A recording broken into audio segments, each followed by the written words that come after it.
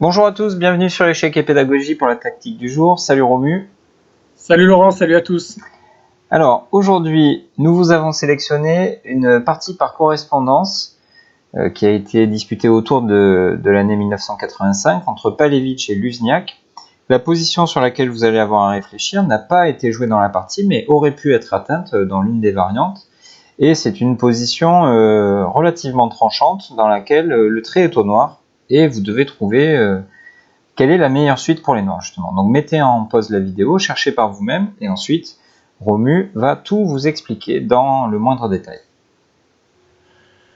Alors, tout vous expliquer, je ne sais pas, parce que ça va être assez difficile d'être exhaustif vu la complexité de la position. Donc on va essayer de comprendre un peu ce qui se passe, parce que, comme tu l'as dit Laurent, effectivement la situation est extrêmement tranchante. Les Blancs ont sacrifié énormément de matériel, puisqu'on voit qu'ils disposent seulement d'une dame et d'un fou, alors que les Noirs ont une dame et deux tours. Donc un avantage matériel colossal pour les Noirs.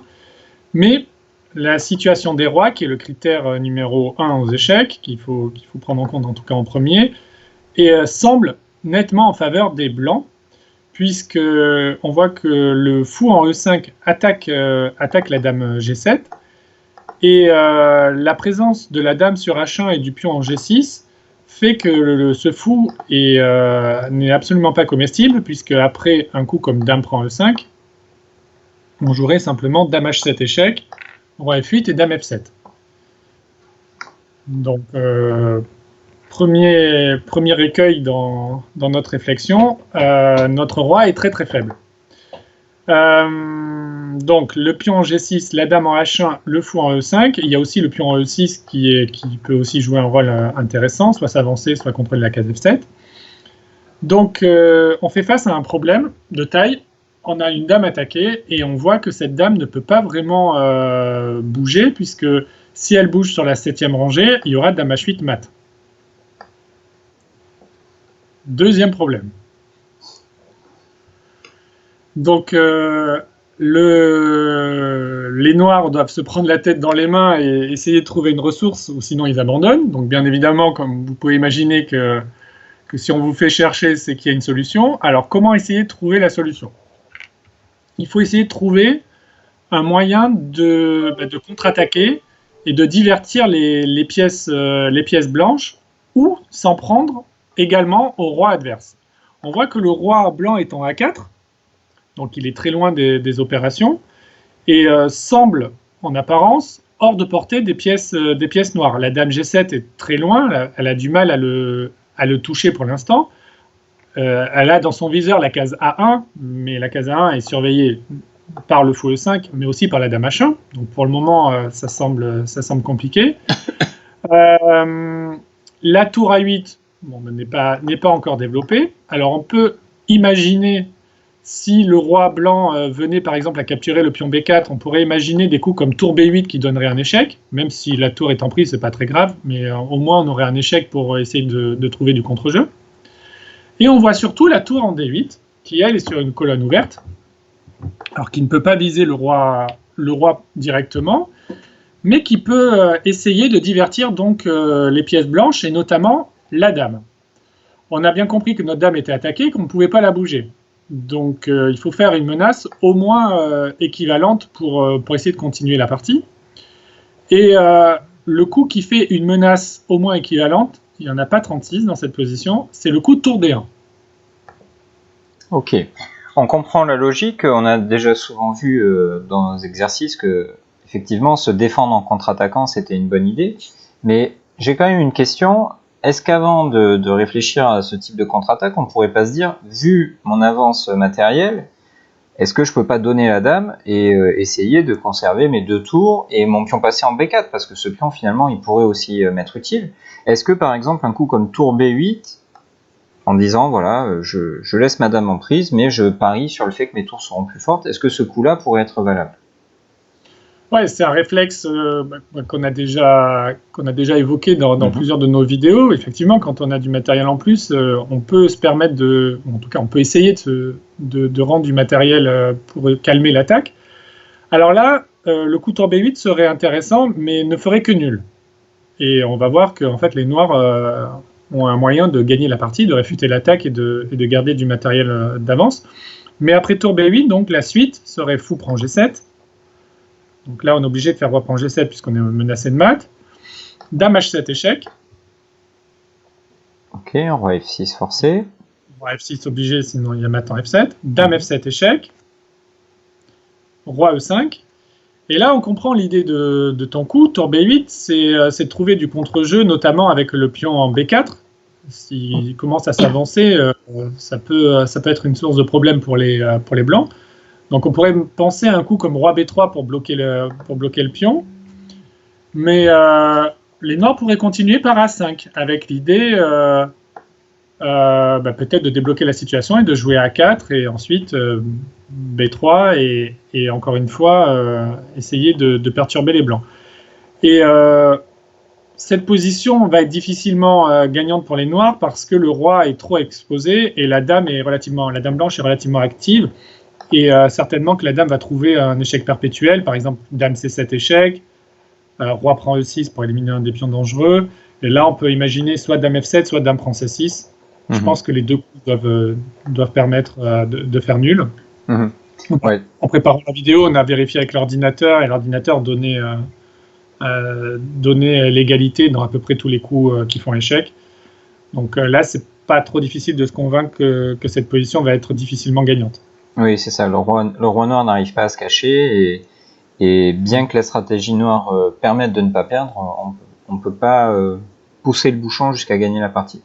Ok, donc peut-être qu'on peut penser à tour B8 en tout cas, et tu viens de nous montrer que ça faisait pas plus que nul, mais c'est déjà pas mal parce qu'on était quand même inquiet d'une éventuelle défaite. Donc on a peut-être la nulle dans la poche, et ça nous ramène donc à ce coup peut-être encore plus ambitieux. Avec tour D1, on se défend par une contre-attaque. On a bien compris le principe. Donc ici, il y a évidemment plusieurs coups à regarder. Le premier qu'il va falloir regarder, c'est quand même ce qui se passe si on accepte la tour que tu nous donnes. Ouais, donc là, tout à l'heure, je disais, l'important pour les noirs, l'urgence en tout cas, c'était de divertir un peu les pièces blanches, et d'essayer de les retirer de leur case où elles étaient puissamment installées, le fou en E5 et la dame à H1 qui vise donc la case H7 notamment. Donc la mission accomplie, ça nous a coûté une tour, mais on a dévié la dame de la colonne H, donc maintenant on peut prendre le fou en E5. Donc c'est un gros ouf de soulagement quand même quand on élimine ce fou. C'est clair. Et les blancs n'ont pas d'échec, ce qui est très important. Donc là, ils peuvent essayer par exemple un coup comme dame H1 pour réitérer les menaces, pour menacer mat. Mais là, on peut tranquillement jouer roi F8. L'idée étant d'éviter que dame H7 fasse échec. Et il ne faut pas oublier qu'on a une tour de plus quand même avec les noirs. Et bien sûr, roi F8, on prépare la fuite vers E7 et D6. Les blancs peuvent essayer dame H7 quand même, alors.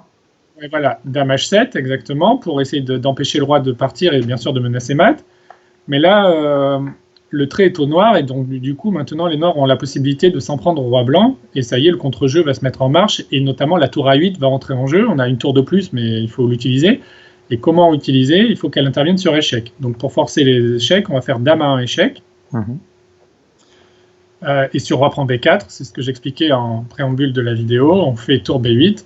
Maintenant, la tour rentre avec évidemment un effet décisif, puisque avec la dame et la tour qui s'en prennent au roi, on n'a pas vraiment de doute sur l'issue de la partie. Oui, c'est ça. Dès qu'elles se coordonnent, et avec échec, elles ne vont plus lâcher le roi adverse, et il y aura bientôt mat. Ok, donc on se convainc quand même assez facilement que si les blancs acceptent cette tour, et donc finalement acceptent d'échanger leur fou E5, ça devrait bien se passer pour eux.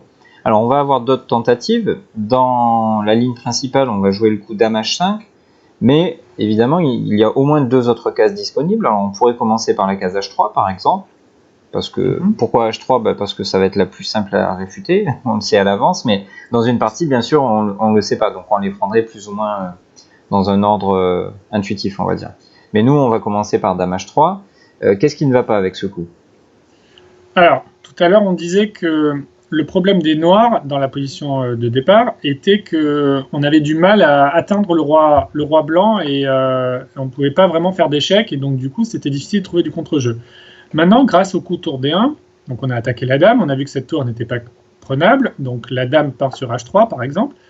Maintenant on a un moyen de s'en prendre au roi blanc en jouant le coup tour A1. C'est la deuxième idée de tour D1 en fait. Donc en jouant tour A1, on fait échec. Et on voit que le roi n'a pas d'abrissure. Alors bien sûr, sur fou prend tour, on ferait dame prend. Là, c'est très simple.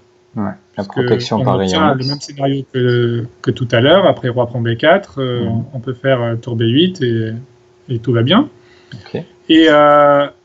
Et donc, après tour A1, si roi B3, la dame en H3 est très mal placée puisqu'elle s'expose à une enfilade avec tour A3. Ok, on comprend bien que c'était pas très agréable pour les blancs. Autre tentative, peut-être plus logique que dame H3, ce serait dame H2, dans la mesure où ça nous permet à la fois de conserver la colonne H, mais aussi de protéger le fou qui était en prise. Donc comment ça va se passer là-dessus? Alors, bon, maintenant la ressource, on l'a bien comprise, c'est tour A1, bien évidemment, il faut absolument s'en prendre au roi. Roi B3, donc toujours pareil, parce que... oui, chaque fois qu'on veut prendre sur B4, on s'expose à des échecs le long de la colonne B. Ouais, c'est ça. Là, c'est terminé tout de suite. Donc, roi B3 pour essayer de s'abriter. Mais là, il y a une très jolie ressource, c'est tour A3 échec. Okay.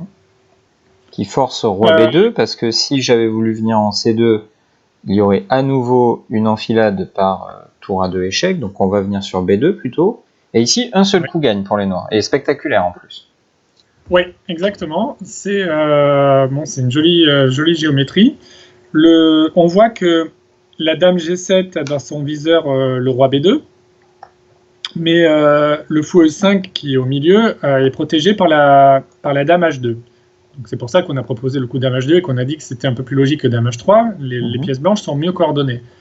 Mais les noirs disposent d'un coup qui casse cette harmonie avec le coup tour H3, qui, encore une fois, répond à l'attaque de la dame par une attaque équivalente, donc en attaquant la dame H2, et l'idée étant toujours d'attirer la dame sur une case où elle ne protège plus le fou. Donc sur dame prend tour, bien sûr, suivrait dame prend E5, échec, très important, et ça y est, maintenant l'attaque est bien sûr réfutée, et on va gagner avec notre tour de plus.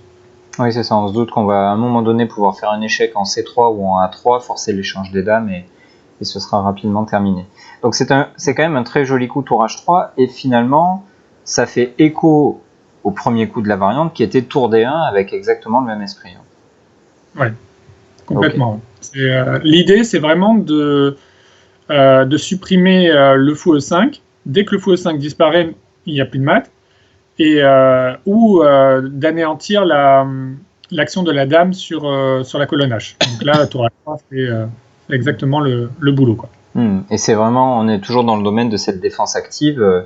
C'est pas parce que l'adversaire nous menace qu'on doit se défendre passivement, et on essaie de résister en contre-attaquant plutôt qu'en défendant.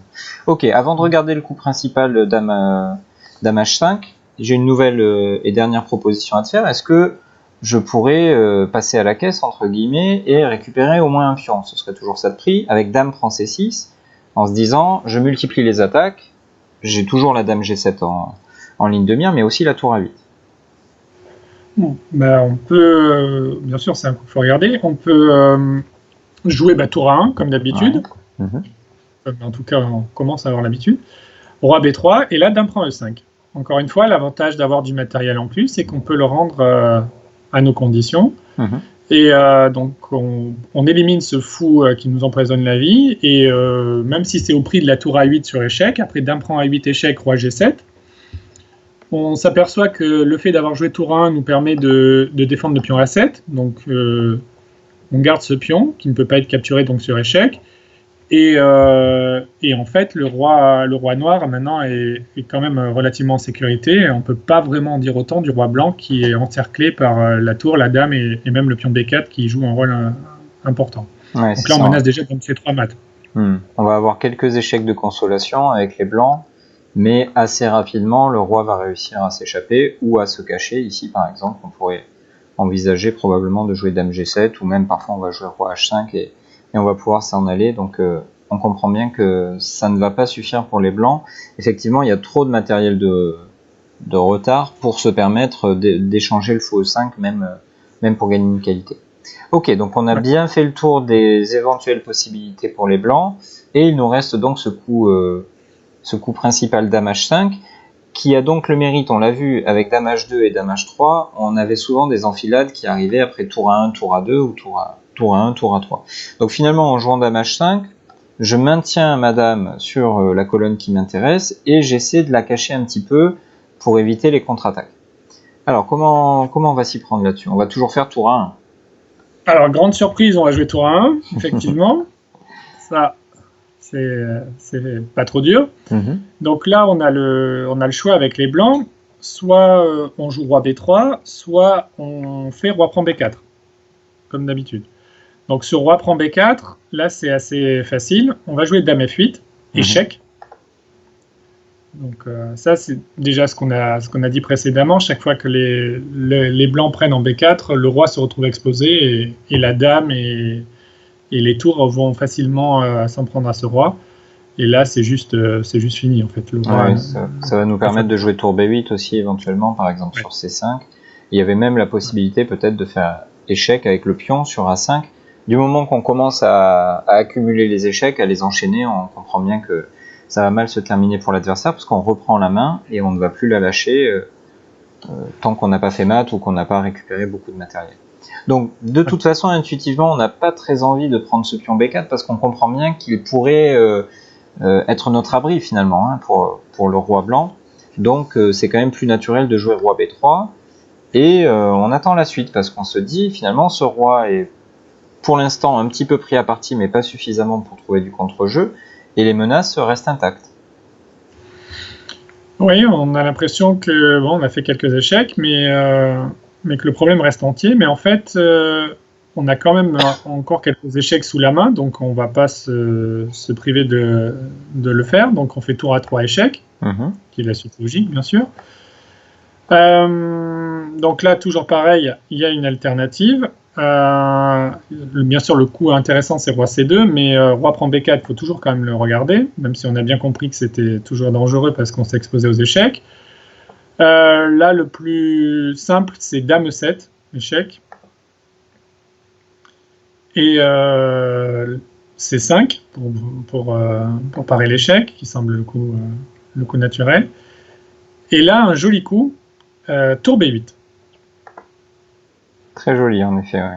Parce que on a l'impression d'offrir une tour gratuitement, mais le principe est toujours le même, on veut casser la coordination adverse, c'est ça? Ouais, on veut enlever ce fou de E5, puisqu'il y a une menace quand même grave sur H8. Et donc là, les blancs n'ont pas trop le choix, ils doivent prendre la tour, parce que s'ils font roi prend A3, il y a dame prend C5 échec, et c'est les noirs qui vont mater très vite. Et donc une fois que fou prend B8 est joué, ça nous laisse un temps de répit pour réorganiser nos pièces et se préparer pour l'assaut final finalement. Ouais, et là on peut jouer tour à 1 avec l'idée évidemment de protéger la tour et donc qu'elle soit plus en prise. Et notre menace qui risque de faire très mal, c'est dame B7, avec l'arrivée donc de la dame sur la colonne B et qui va se coordonner avec sa tour à 1. Et encore une fois, on a bien du mal à imaginer comment le roi blanc va survivre à cet assaut mené par les pièces lourdes noires. Oui, le secret c'est ça, c'est que surtout l'attaque va se passer toujours sur échec, et les blancs n'auront jamais le temps de mettre à exécution leurs propres menaces. Ouais, c'est ça. Donc on continue toujours dans cette idée avec les blancs d'essayer au maximum de cacher notre roi pour éviter les échecs justement. On ne peut pas passer sur les cases noires, ça on l'a bien compris, parce que si on va sur B2, il y a dame prend E5 sur échec, donc là ce serait fini tout de suite. Donc effectivement, notre seul coup c'est roi C2, et on est toujours dans l'espoir de faire cesser la série d'échecs noirs. Oui, donc les blancs essaient, mais ils vont pas y arriver, puisque les noirs disposent encore d'un échec. Alors, le meilleur coup, c'est B3 échec. Il y a un coup qui peut-être peut traverser l'esprit, ou en tout cas peut-être qui a été imaginé par certains de nos abonnés, c'est le coup tour H3. Un peu dans l'esprit de tout à l'heure, à savoir enlever la dame, la divertir de son rôle principal, à savoir l'action sur la colonne H et viser notre roi. L'idée étant qu'après dame prend H3, le pion G6 se retrouve sans défense, et donc on peut capturer le pion sur échec. Encore une fois, c'est très important d'avoir la main, parce que sinon il y aurait dame H8 mat, bien sûr. Et après roi B3, on peut faire dame H7 pour se défendre du mat. Et on a une qualité de pion d'avance. Alors la situation est clairement en faveur des noirs, mais bon, le roi est quand même un peu exposé, le roi noir est encore un peu exposé, il y a encore un pion sur E6. C'est certainement gagné pour la position est certainement gagnante pour les noirs, mais en pratique, c'est pas le meilleur. Voilà. Oui, tout à fait. On sent que, par exemple, après un coup comme dame F1, on n'aurait plus d'échec avec les noirs. Il faut surveiller le pion E et un accident est vite arrivé en pratique. Donc effectivement, on préférerait continuer notre série d'échecs. Et quelles sont les possibilités ? On a tour A2, on a tour C3 et B3. Finalement, il n'y a pas tant de possibilités que ça. Et évidemment, je n'ai pas parlé de dame prend G6. Donc qu'est-ce que tu nous conseilles ici ? Plutôt B3. Qui va offrir des possibilités supplémentaires de contre-attaque. Donc, après B3, tu l'as dit, le roi ne peut pas passer sur les cases noires, donc B2 ou C3 n'ont pas l'air très intéressants, puisqu'on prendrait simplement le fou sur échec. Donc ça, on a bien compris que ça va. Donc les deux coups intéressants sont roi B1 et roi D3. Alors, sur roi D3, l'avantage d'avoir fait B3, c'est qu'on peut faire B2 maintenant, échec à la découverte. Échec à la découverte, parfait. Et puis, accessoirement, on s'approche de la case de promotion dangereusement, donc ça force roi C2. Voilà. Et là, à peu près tous les coups gagnent. Les plus jolis ou les plus pragmatiques, ça c'est une question de goût. Il y a le sympathique tour B3 qui gagne. Un thème qu'on retrouve souvent quand même dans les finales. Lorsqu'on a une tour qui accompagne un pion passé et que le roi est là pour essayer de nous casser les pieds ou de nous prendre le pion, effectivement on peut jouer tour B3 pour dévier le roi et essayer de faire une promotion. Et on comprend l'idée, c'est que si la promotion est mise à exécution, il y aura bientôt mat. Et en cas de roi B1, ce roi sera particulièrement exposé. On pourra jouer par exemple tour D8 ou... Non, pas tour D8, pardon, mais tour F8 et menacer ensuite tour F1 et le mat va être proche. Et Notre-Dame se sacrifie pour laisser le temps au tour et au pion passé de faire la différence. Et donc il y avait une autre possibilité, c'était de jouer tour F8 tout de suite, c'est ça ? Voilà, c'est ça. Avec l'idée justement de s'en prendre à ce roi, et on ne craint pas fou prend G7, puisqu'il y aurait tour F2 échec. Là il y a un enchaînement fatal, roi B1 et tour A1 mat. Un simple mat de l'escalier. Tout ça pour ça finalement. Tout ça pour ça.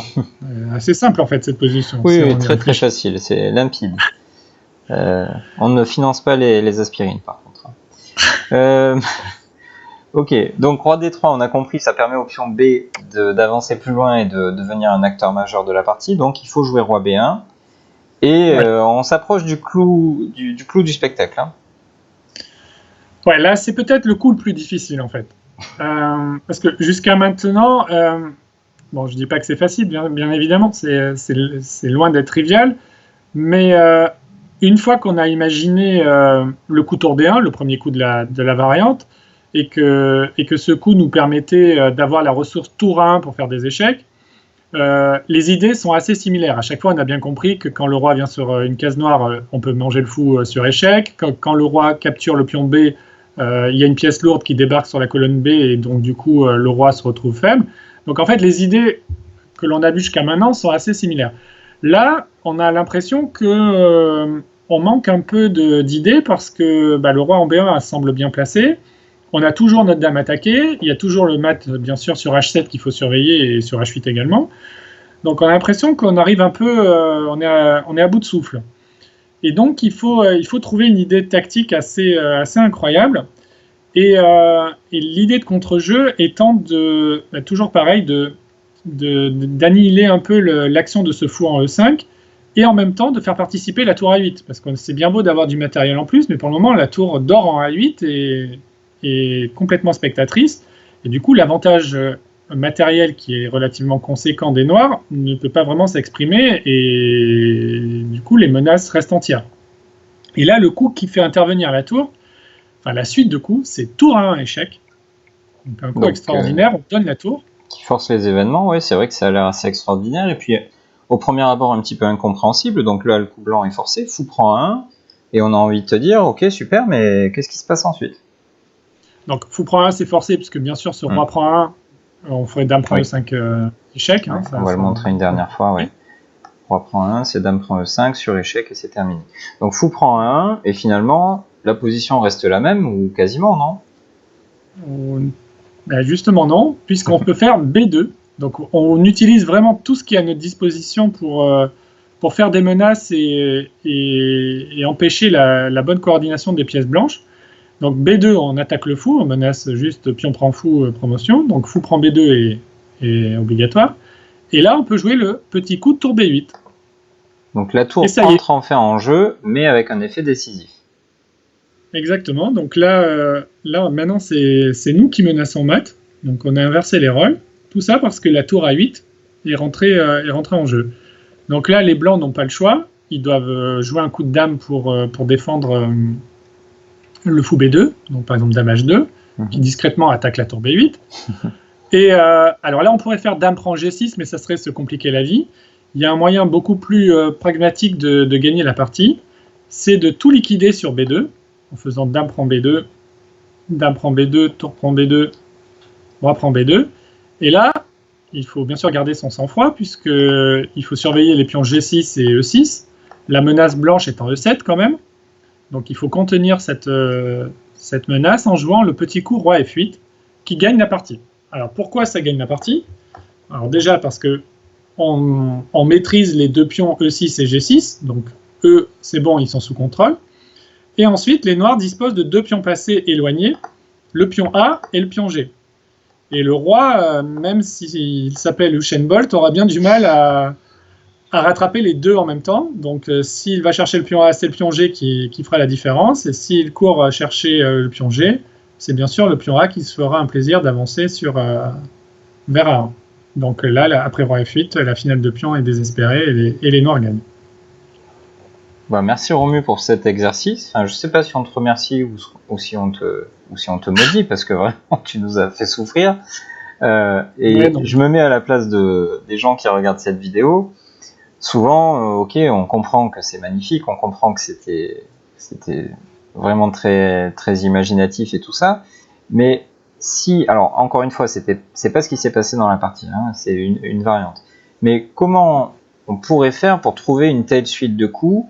Est-ce qu'il faut avoir vu tout à l'avance? Comment ça se passe? Comment tu conseilles aux gens de réfléchir si un jour, par le plus grand des hasards, ils se retrouvaient dans cette position initiale? Alors, voir tout à l'avance, c'est impossible, en tout cas pour des joueurs normaux comme nous. C'est impossible, juste impossible. Mais là, on est au bord du précipice, on est à deux doigts d'abandonner.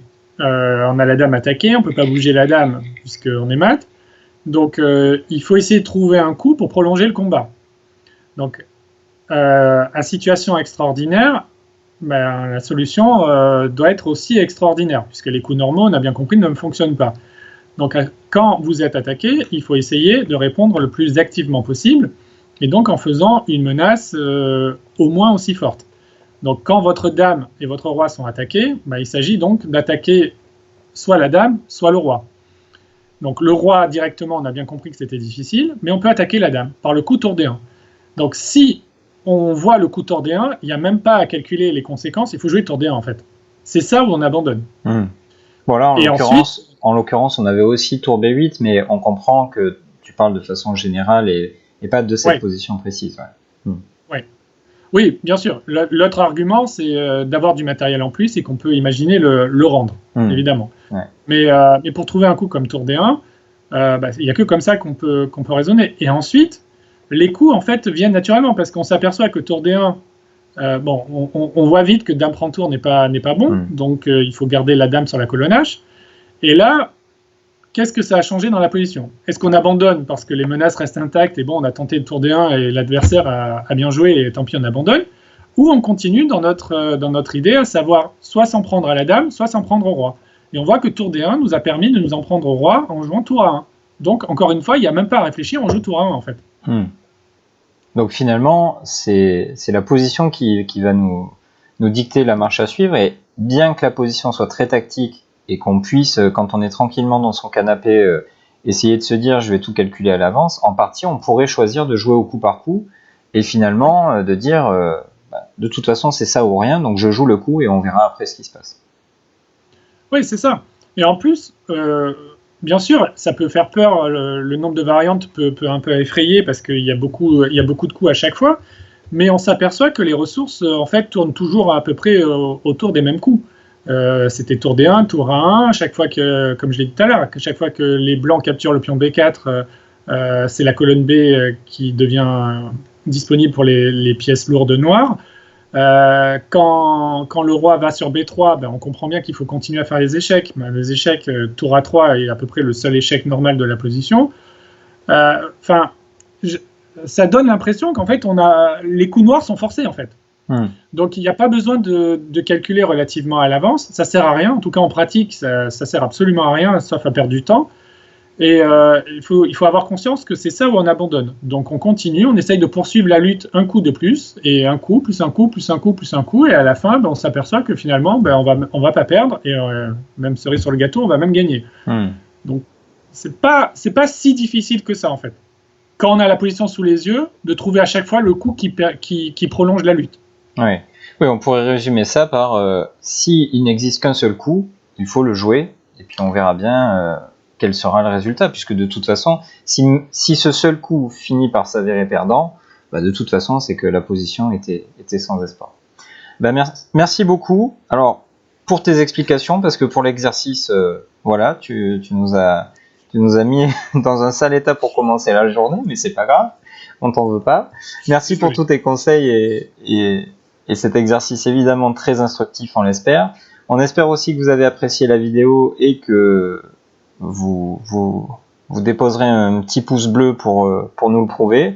N'hésitez pas également à commenter et pourquoi pas à discuter des conseils pratiques que l'on peut vous donner. Peut-être que vous avez vécu des expériences qui vous font penser le contraire ou qui au contraire confirment ce qu'on a dit. Évidemment, on n'a pas la science infuse et on est là pour discuter des échecs en général pour progresser tous ensemble. On vous dit à très bientôt sur notre chaîne. Au revoir, à bientôt.